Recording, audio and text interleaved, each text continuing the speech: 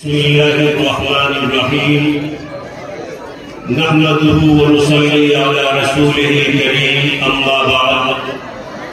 فقد قال الله تبارك وتعالى في القرآن المجيد والفرقان الحميد أعوذ بالله من الشيطان الرجيم بسم الله الرحمن الرحيم وهو يتولى الصالحين صدق الله العظيم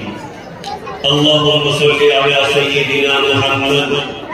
وعلى آل سيدنا محمد وبارك وسلم اللهم صل على سيدنا محمد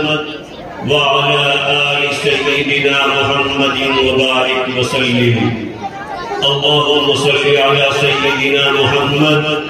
وعلى آل سيدنا محمد وبارك وسلم مستند رستے وہی مانے گئے مستند رستے وہی مانے گئے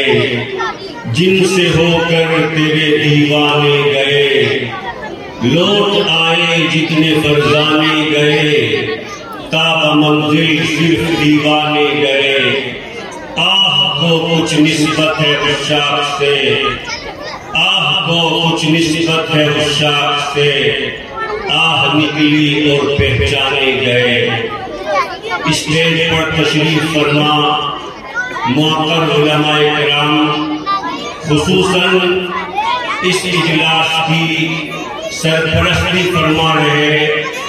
صوفی جماع عارف باللہ ہم سب کے بڑے حضرت الحاج صوفی جی صاحب دامت برکاتہم حضرت مولانا مفتی مقصود صاحب دامت برکاتہم حضرت مولانا ڈاکٹر عبدالمالک مغیثی صاحب دامت برکاتہم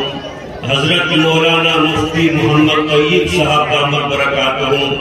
حضرت مولانا اطہر صاحب دامت برکاتہم دیگر معقر علماء کرام اور میرے بہت ہی مخلص دوست علی ہدایتی صاحب اور عزیز ساتھیوں، جیسا کہ کنوینر صاحب نے آپ لوگوں کو بتایا کہ پروگرام زیادہ لمبا نہیں چلے گا، مختصراً جو بھی اسپیکرز ہیں اپنی بات رکھیں گے۔ میں بھی آپ لوگوں سے درخواست کرتا ہوں کہ آپ لوگ تھوڑی دیر توجہ سے بات سنیں گے، اور جو یہ بچے ہیں ان کو تھوڑی دیر کے لیے خاموش کر دیا جائے۔ میرے محترم بھائیوں، جو آیت میں نے آپ لوگوں کے سامنے پڑھی اس میں اللہ تبارک و تعالی ارشاد فرماتے ہیں وَهُوَ يَتَوَلَّى الصَّالِحِينَ کہ میں نیک لوگوں کا سرپرست ہوں، نیک لوگوں کا نگہبان ہوں، نیک لوگوں کا محافظ ہوں، نیک لوگوں کا باغباں ہوں، نیک لوگوں کا پروٹیکٹر ہوں۔ میرے محترم بھائیوں، محافظ ہونے کا مطلب ہوتا ہے کسی بھی آدمی کی ساری ضروریات کا ذمہ دار ہونا۔ مثال کے طور پر باپ بچوں کا ذمہ دار ہوتا ہے، نگہبان ہوتا ہے، تو بچے کی جتنی بھی ضروریات ہیں، چاہے وہ ایجوکیشن اور تعلیم کے تعلق سے ہو، چاہے وہ تربیت کے حوالے سے ہو، چاہے وہ کپڑے کے تعلق سے ہو، چاہے وہ کھانے پینے کے تعلق سے ہو، جتنے بھی بچے کی ضروریات ہوتی ہے ان سب کا ذمہ دار باپ ہوتا ہے۔ اور باپ کے ہوتے ہوئے چھوٹے بچے کو کبھی بھی ان چیزوں کی فکر میں پڑنے کی ضرورت نہیں رہتی۔ بالکل یہی بات اللہ تبارک و تعالیٰ اس آیت مبارکہ کے اندر ارشاد فرماتے ہیں کہ اے میرے بندو، اگر تم گناہوں سے سچی پکی توبہ کر لو، اگر تم گناہوں سے پاک زندگی گزارو، اگر تم میری مان کر زندگی گزارو، اگر تم قرآن کریم کے احکام پر عمل کر کے زندگی گزارو، اگر تم اسوہ نبی صلی اللہ علیہ وسلم کی روشنی میں زندگی گزارو، تو پھر میں تمہارا نگہبان بنوں گا، تمہارا محافظ بنوں گا، پھر میں تمہارے سارے مسائل کو حل کر دوں گا، پھر میں تمہارے لیے ذلت کے نقشوں میں عزت نکال دوں گا، پھر میں تمہیں کسی برے معاملے کے اندر پھنسنے میرے محترم بھائیوں، یہ اللہ تبارک و تعالیٰ کا فرمان ہے۔ اگر آپ اس کو پوری تاریخ انسانیت کے اندر دیکھیں گے تو آپ کو پتہ چلے گا کہ جن لوگوں نے بھی تاریخ کے اندر اللہ تبارک و تعالیٰ کی مان کر کے زندگی گزاری، اللہ تبارک و تعالیٰ کے احکامات کے مطابق زندگی گزاری، اللہ کی لائی ہوئی بھیجی ہوئی کتاب کے مطابق زندگی گزاری، تو اللہ تبارک و تعالیٰ نے کبھی بھی ان کو بے یار مددگار نہیں چھوڑا۔ اللہ تبارک و تعالیٰ نے ہمیشہ ان کا ساتھ دیا، ہمیشہ ان کا دیکھ کیا۔ اللہ تبارک و تعالیٰ نے ہمیشہ ان کو سرخرو اور کامیاب فرمایا، چاہے وہ مختصر ہی لوگ ہوں اور پوری دنیا بھی ان کے مقابلے میں آ گئی تو بھی اللہ تبارک و تعالیٰ نے اپنے ماننے والوں کو عزت عطا فرمائی۔ وقت بہت مختصر ہے، میں آپ کے سامنے 2-3 مثال دوں گا۔ میرے خیال سے مائک کی آواز کچھ زیادہ ہے، اس کو تھوڑا کم کر تھوڑی آواز کم کی جائے۔ اس کی مثال قرآن عظیم الشان کے اندر سے، قرآن کریم کے اندر اللہ تبارک و تعالیٰ نے حضرت ابراہیم علیہ السلام کی مثال دی ہے کہ حضرت ابراہیم علیہ السلام اللہ تبارک و تعالیٰ کے جلیل القدر پیغمبر تھے۔ ان کو اللہ تبارک و تعالیٰ نے حکم دیا کہ مکہ مکرمہ کے اندر ہمارے حکم سے اپنے بیٹے حضرت اسماعیل علیہ السلام اور اپنی اہلیہ حضرت ہاجرہ علیہ السلام کو چھوڑ کر کے چلے جائیں۔ اس وقت مکہ المکرمہ بے آب و گیاہ وادی تھا، وہاں سبزہ نام کی کوئی چیز نہیں تھی۔ اس کا مطلب یہ ہے کہ پانی نہیں تھا، پانی نہیں تھا تو زندگی نہیں تھی۔ ایسے جگہ کے اوپر اللہ تبارک و تعالیٰ کے حکم سے حضرت ابراہیم علیہ السلام اپنی بیوی حضرت ہاجرہ علیہ السلام اور اپنے بیٹے حضرت اسماعیل علیہ السلام کو چھوڑ کر کے جانے لگے۔ جب وہ جانے لگے تو ان کی اہلیہ نے پوچھا کہ آپ ہمیں کس کے بھروسے چھوڑ کر کے جا رہے ہیں؟ اللہ تبارک و تعالیٰ کی طرف سے زبان سے جواب دینے کا، بولنے کی اجازت نہیں تھی تو وہ خاموش رہے۔ ان کی اہلیہ نے دوسری مرتبہ پوچھا، پھر بھی وہ خاموش رہے۔ وہ بھی پیغمبر کی اہلیہ تھی۔ تیسری مرتبہ انہوں نے سوال کا انداز بدل کر کے پوچھا کہ کیا آپ ہمیں اللہ کے حکم پر چھوڑ کر کے جا رہے ہیں؟ اس کے جواب میں حضرت ابراہیم علیہ السلام نے اشارہ فرما دیا کہ ہاں میں تمہیں اللہ کے حکم سے چھوڑ کر کے جا رہا ہوں۔ یہ جواب سن کر کے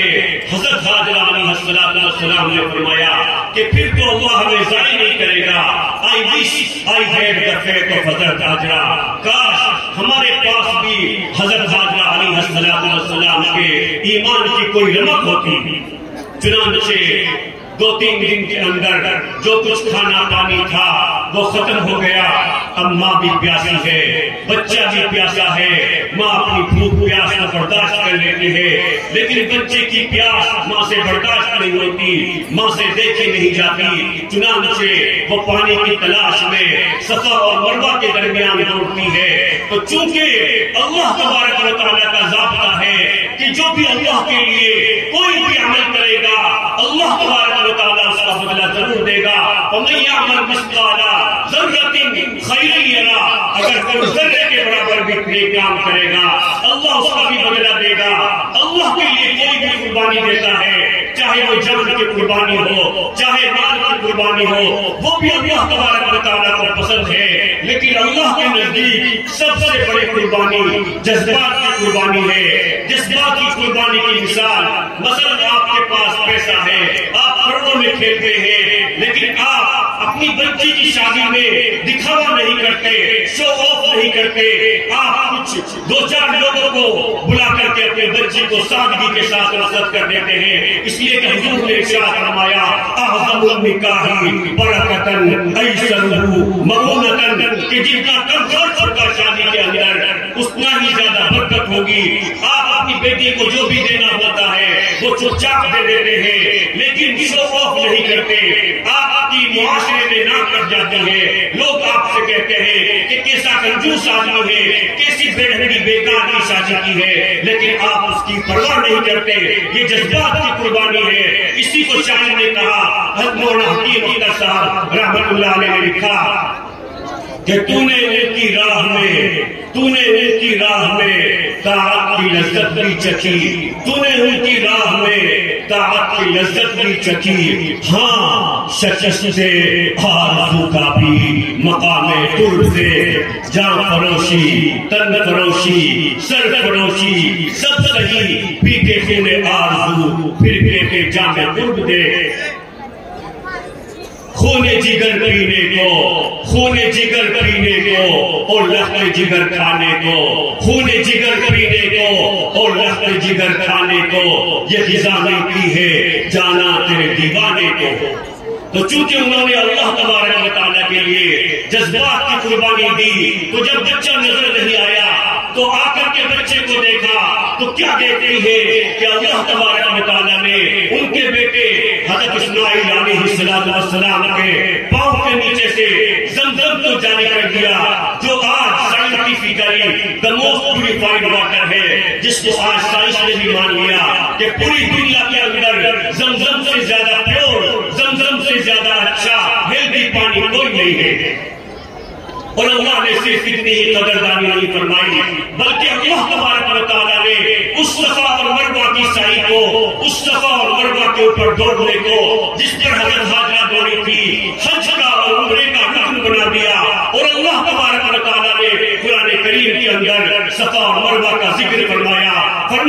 ان الصفا والمروہ من شعائر اللہ, کہ صفا اور مروہ اللہ تبارک و تعالیٰ کے شعائر میں سے ہیں. ان کا احترام کرنا, ان کی توقیر کرنا, ان کی عظمت کرنا ہر مسلمان کے لیے ضروری ہے. میرے محترم بھائیوں, آج ہم سب کے لیے اگر کوئی سب سے بڑا مسئلہ ہے تو روزی روٹی کا مسئلہ ہے. ہمارے حضرت جی دامت برکاتہ فرماتے ہیں کہ آج لوگوں کے پاس, مسلمانوں کے پاس بھی کھانے پینے کے لیے جتنا ہے اتنا پہلے کبھی نہیں ہوا. اور آج اللہ تبارک و تعالیٰ کی جتنی ناشکریاں ہیں اتنی کبھی نہیں ہوئی. اور آج روزی کے مسئلے کو لے کر کے جتنے لوگ پریشان ہیں اتنے کبھی نہیں ہوئے. تو میرے محترم بھائیوں, اس باب کے اندر حضرت عمر بن عبد العزیز رحمۃ اللہ علیہ کا واقعہ ماسٹر پیس سے شاہکار ہے کہ وہ خلیفۃ المسلمین تھے, بادشاہ تھے, لیکن انہوں نے اللہ تبارک و تعالیٰ سے ڈر کر کے زندگی گزاری, سادہ زندگی گزاری, فقر و فاقے میں زندگی گزاری. ان کے فقر و فاقے کا یہ عالم تھا کہ ایک مرتبہ انہوں نے اپنی بیٹی کو آواز دی, کسی کام کے لیے بلایا, تو ان کی بیٹی کی جواب آواز نہیں آئی. انہوں نے دوسری مرتبہ پھر بلایا, پھر بھی آواز نہیں آئی. تیسری مرتبہ پھر بلایا تو بھی ان کی بیٹی کا جواب نہیں آیا. تو انہوں نے اپنی اہلیہ کو بلا کر کے کہا کہ میں نے تو اپنے بچیوں کی بہت اچھی تربیت کی ہے, آج میں نے 3 مرتبہ آواز لگا چکا ہوں, آج 3 مرتبہ میں نے آواز دی ہے, لیکن میری بچی کا جواب نہیں آیا. تو ان کی اہلیہ نے فرمایا کہ حضرت آپ کو تو معلوم ہے کہ آپ کی بچی کے پاس صرف ایک ہی جوڑا ہے, اور اتفاق سے اس کا کرتا جو ہے پھٹ گیا ہے, وہ برابر کے کمرے میں بیٹھ کر کے اس کو سی رہی ہے, اس کی سلائی کر رہی ہے. جب تک کپڑا سل نہیں جاتا اور اس کو پہن نہیں لیتی تب تک آپ کے سامنے کیسے آ جاتی ہے. چنانچہ جب ان کا انتقال کا وقت آیا تو ان کا ایک دوست ان کے پاس آیا اور اس نے آ کر کے کہا کہ عمر بن عبد العزیز, آپ نے بہت شاندار حکومت کی, آپ کی سلطنت کے اندر رعایا خوشحال تھی, مسلمانوں کو کوئی پریشانی نہیں تھی. آپ نے حضرت عمر فاروق رضی اللہ تعالی عنہ کے دور کی یاد تازہ کر دی, لیکن آپ نے اپنی اولاد کے ساتھ اچھا نہیں کیا. یہ سن کر کے حضرت عمر بن عبد العزیز رحمۃ اللہ علیہ اٹھ کر کے بیٹھ گئے. پوچھا کہ بھائی کیا بات ہے؟ اس نے کہا کہ اصل بات یہ ہے کہ آپ سے پہلے جو بادشاہ تھے انہوں نے اپنی اولاد کے لیے اربوں خربوں کی پراپرٹی چھوڑی ہے، بینک بیلنس چھوڑا ہے، آج ان کی اولاد عیش کر رہی ہے، اور آپ نے تو خود اپنے پاس کبھی کچھ نہیں رکھا، آپ اپنی اولاد کو فقیر چھوڑ کر کے جا رہے ہیں، آپ نے اپنی اولاد کے ساتھ اچھا نہیں کیا۔ اس بات کے اوپر حضرت عمر ابن عبد العزیز رحمۃ اللہ علیہ نے فرمایا کہ دیکھو میں نے اپنی اولاد کو جو کچھ بھی روکھا سوکھا روٹی سوکھی کھلائی ہے، میں نے حلال روزی کھلائی ہے، حلال لقمہ کھلایا ہے، اور میں نے اپنے بچوں کی اچھی تربیت کرنے کی کوشش کی ہے، میں نے اپنے بچوں کو سچا پکا مسلمان بنانے کی کوشش کی ہے، اور مجھے یقین ہے کہ میری تربیت سے وہ اچھے بن گئے ہوں گے۔ اگر وہ میری تربیت سے میرے گمان کے مطابق اچھے ہیں تو مجھے ان کی کوئی پرواہ نہیں، چاہے وہ فقیر ہی ہو، اس لیے کہ اللہ تبارک و تعالیٰ خود ارشاد فرماتا ہے وہ الصالحین کہ میں نیک لوگوں کا سرپرست ہوں، میں انہیں اللہ کی سرپرستی میں دے کر کے جا رہا ہوں، اللہ تبارک و تعالیٰ انہیں ضائع نہیں کرے گا۔ اور اگر خدا نخواستہ سننا خدا نخواستہ وہ میری تربیت سے بھی نیک نہیں بن سکے تو بھی مجھے ان کی کوئی پرواہ نہیں، اس لیے کہ جب وہ بد ہوں گے تو غلط کام کریں گے، اور میں غلط کاموں کے اندر ان کا شریک جرم نہیں بننا چاہتا۔ غالباً امام شافعی رحمۃ اللہ علیہ نے لکھا ہے کہ اس واقعے کے بعد حضرت عمر بن عبد العزیز کا انتقال ہو گیا، اور اس کے کچھ سالوں کے بعد میں نے دیکھا کہ جو بادشاہ کی اولاد، جو پہلے بادشاہ اپنی اولاد کے لیے اربوں خربوں کی جائیداد چھوڑ کر کے گئے تھے، میں نے ان کی اولاد کو جامع مسجد کے سامنے بھیک کا کٹورا لے کر کے بھیک مانگتے ہوئے دیکھا۔ انہوں نے عیاشی میں سب کچھ چھڑا دیا، بھیک مانگنے کی نوبت آ گئی، اور میں نے حضرت عمر بن عبد العزیز رحمۃ اللہ علیہ کے بیٹے کو دیکھا کہ آنے والے بادشاہ نے ان کے ایک بیٹے کو گورنر بنایا، پھر دوسرے کو بنایا، حتیٰ کہ حضرت عمر بن عبد العزیز کے 11 بیٹے ایک وقت کے اندر گورنر بنے ہوئے تھے، کیونکہ آنے والے بادشاہ کو حضرت عمر بن عبد العزیز رحمۃ اللہ علیہ کے بچوں سے زیادہ تربیت یافتہ، ان سے زیادہ نیک، ان سے زیادہ ٹرینڈ، ان سے زیادہ ایجوکیٹڈ، ان سے زیادہ سوفسٹیکیٹڈ بندہ ملتا ہی نہیں تھا۔ چنانچہ اس نے 11 کے 11 بچوں کو گورنر بنا دیا، اور میں نے دیکھا کہ حضرت عمر بن عبد العزیز کے ایک بچے نے ایک وقت میں اللہ تبارک و تعالیٰ کے راستے میں 1100 گھوڑے دیے۔ تو میرے محترم بھائیوں، ہم یہ نہ سوچے کہ اگر ہم نیک بن جائیں گے، اپنے بچوں کو مدارس میں بھیج دیں گے تو کھائیں گے کہاں سے؟ ہمیں اپنے بچوں کی روزی روٹی کی فکر کرنی چاہیے، اس بات کی بھی فکر کرنی چاہیے کہ جب ہم دنیا سے جائیں تو اپنے بچوں کے لیے کچھ چھوڑ کر کے جائیں، لیکن اس سے بھی زیادہ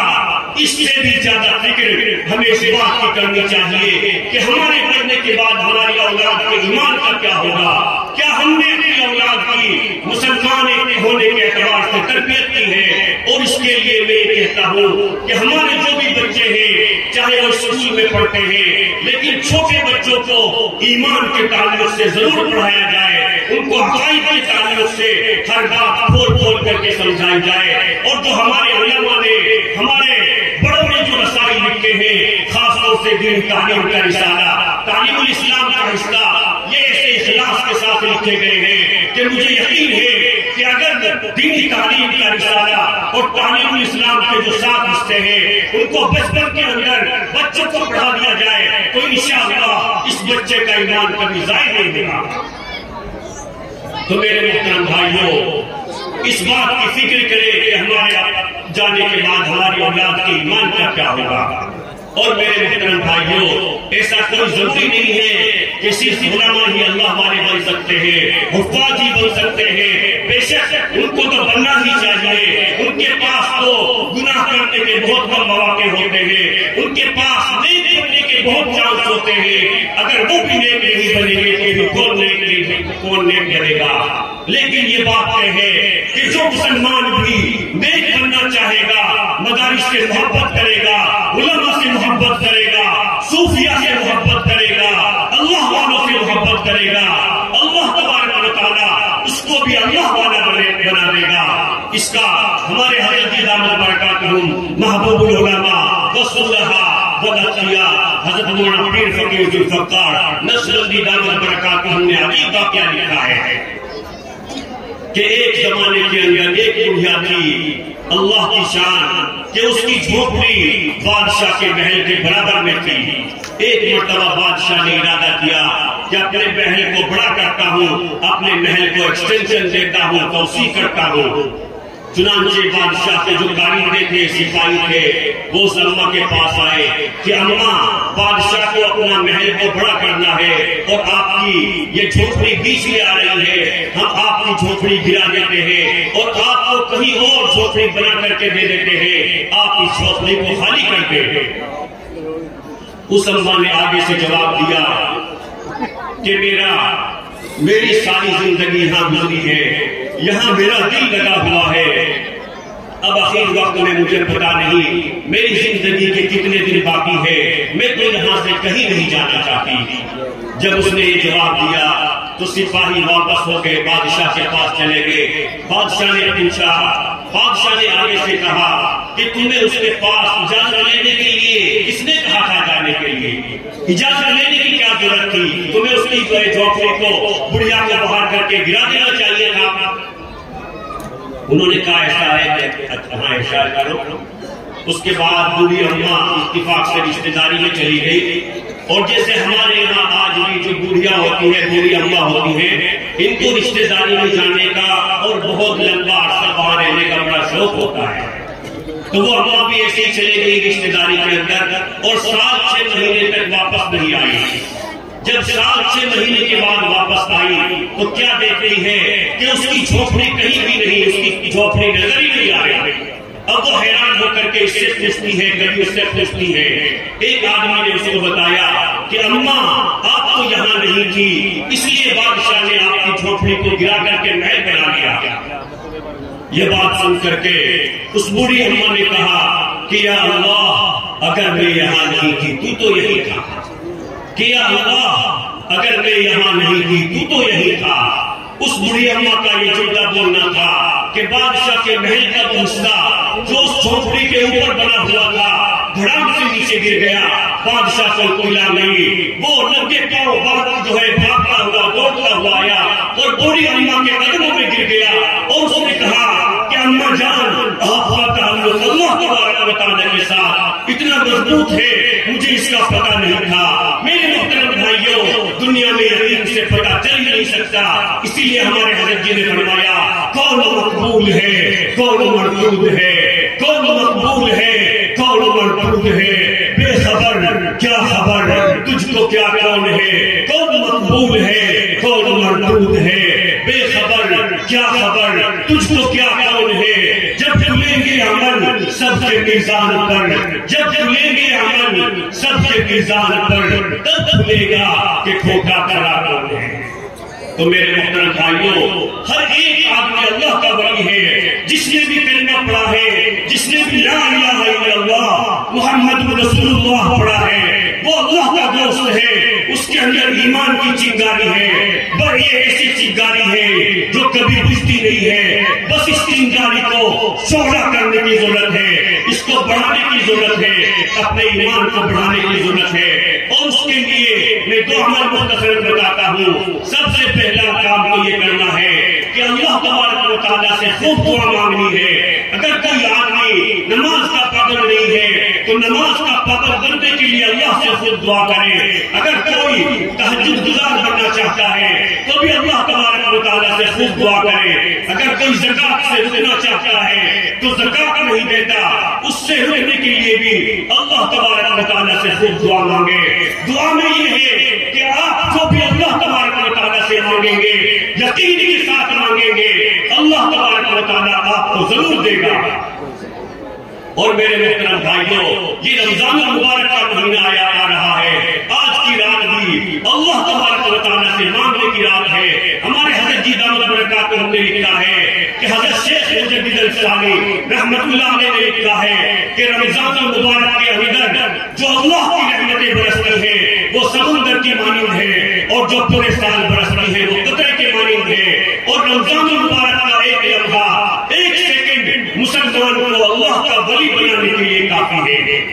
اس کے اندر حضرت جی نے فرمایا کہ ہمیں اللہ تبارک و تعالیٰ سے خوب مانگنا چاہیے آج کی رات میں بھی اور رمضان المبارک کے اندر، خاص طور سے افطار کے وقت میں اور تہجد کے وقت میں اللہ ضرور دعا قبول کرتا ہے۔ اگر ان دونوں وقتوں میں وہ دونوں وقتوں کے اندر مسلمان دعا مانگنے کا اہتمام کرے، اللہ ان کے سارے مسائل کو حل کر دے گا۔ پہلے مسلمان اپنے مسائل کو حل کرانے کے لیے رمضان کا انتظار کرتے تھے، رمضان میں اللہ تبارک و تعالیٰ سے مانگتے تھے، اللہ ان کے مسائل کو حل کر دیتا تھا۔ یہ اس سے بہتر ہے کہ آپ رمضان میں دعا مانگے تو آپ اپنے سال دھکے کھانے سے بچ جائیں گے، نہیں تو آپ ایک پرچے کو لے کر کے چھوٹے سے کام کے لیے کبھی اس پردھان کے دھکے کھائیں گے، کبھی اس منتری کے جا کر کے دھکے کھائیں گے۔ سارے مسائل کو اللہ تبارک و تعالیٰ سے حل کرانے کے لیے اللہ سے تہجد میں اور افطار کے وقت رمضان المبارک میں دعا مانگنے کی پابندی کرنی ہے۔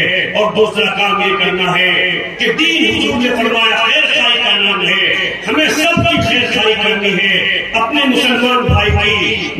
بھائی کی کم سے کم خیر خواہی یہ ہے کہ اس کو کوئی تکلیف نہ پہنچائی جائے، اس کو کوئی نعمت ملتی ہے تو خوش ہوا جائے، اور اگر اس کو کوئی غم پہنچتا ہے تو ہمیں بھی تکلیف ہو۔ اگر ہم یہ کام کریں گے تو اللہ تبارک و تعالیٰ اپنے ساتھ ہمارے تعلق کو مضبوط کر دے گا، ہم نیک بن جائیں گے۔ دعا فرمائیں کہ اللہ تبارک و تعالیٰ مجھے بھی اور آپ لوگوں سے آج اس مبارک رات کے اندر تمام گناہوں سے سچی پکی توبہ کرنے کی توفیق عطا فرمائے۔ کون آج سچی توبہ کرے گا؟ ذرا ہاتھ اٹھا کر کے بتائیں۔ آج اللہ سے سچی پکی کی دعا کریں کہ اللہ ہماری جو بھی زندگی غفلت میں گزر گئی، اب ہم باقی زندگی تیری مان کر کے گزاریں گے، ہم دکھا دیں گے کہ مسلمان کیسے ہو دیں گے، چاہے ہماری جان بھی چلی جائے، ہم تیرے حکم کے خلاف نہیں کریں گے، سچی پکی توبہ کریں گے، سچا پکا مسلمان بنیں گے، تاکہ اللہ ہمارے ساتھ ہو جائے، اللہ کی مدد ہمارے ساتھ ہو جائے، اور اللہ ہماری تمام پریشانیوں کو حل کر دے، دنیا کے مسائل بھی حل کر دے، اور آخرت کی کامیابی بھی اللہ ہمارے نصیب میں لکھ دے۔ وآخر دعوانا ان الحمدللہ۔